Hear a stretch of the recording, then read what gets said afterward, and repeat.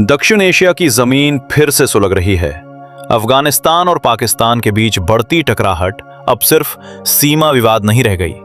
हालात उस मोड़ पर खड़े हैं जहां एक चिंगारी पूरे इलाके को आग में झोंक सकती है। और इसी बीच एक बयान आया है, ऐसा बयान जिसने इस पूरे समीकरण को हिला कर रख दिया। अफगानिस्तान की पूर्व सांसद मरियम सुलेमान खलील ने खुलकर भारत का नाम लिया है। उन्होंने सीधे कहा है कि अब वक्त आ गया है जब भारत को सिर्फ दर्शक बनकर नहीं बल्कि निर्णायक भूमिका में आना चाहिए। सोचिए, जब कोई नेता खुलकर एक परमाणु शक्ति वाले देश के खिलाफ अंतरराष्ट्रीय दबाव की बात करे तो मामला कितना गंभीर हो सकता है। उन्होंने मांग की है कि पाकिस्तान पर वैश्विक मंचों पर दबाव बढ़ाया जाए, उसके कथित आतंकी नेटवर्क को उजागर किया जाए और यहां तक कि उसके परमाणु हथियारों पर भी सवाल उठाया जाए। अब जरा तस्वीर को बड़े फ्रेम में देखिए। पाकिस्तान पहले से आर्थिक संकट में है। अफगानिस्तान प्रतिबंधों और अलगाव से जूझ रहा है। दोनों की अर्थव्यवस्था कमजोर, दोनों की सीमाएं संवेदनशील और दोनों के बीच भरोसा लगभग खत्म। ऐसे में अगर हालात और बिगड़ते हैं तो उसका असर सिर्फ इन दो देशों तक सीमित नहीं रहेगा।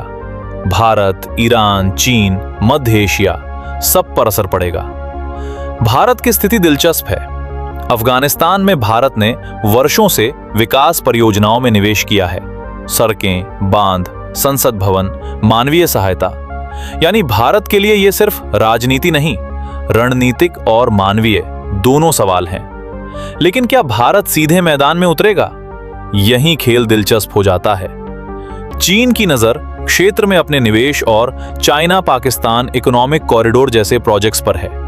चीन नहीं चाहेगा कि युद्ध उसकी आर्थिक योजनाओं को डुबो दे। अमेरिका की भूमिका भी हमेशा रणनीतिक हितों से जुड़ी रहती है। तुर्की, खाड़ी देश, ईरान, हर किसी का अपना गणित है। यानी यह सिर्फ दो देशों का झगड़ा नहीं, ये भू राजनीति का शतरंज है जहां हर चाल सोची समझी होती है। मरियम सुलेमान खिल का बयान दरअसल एक संकेत है।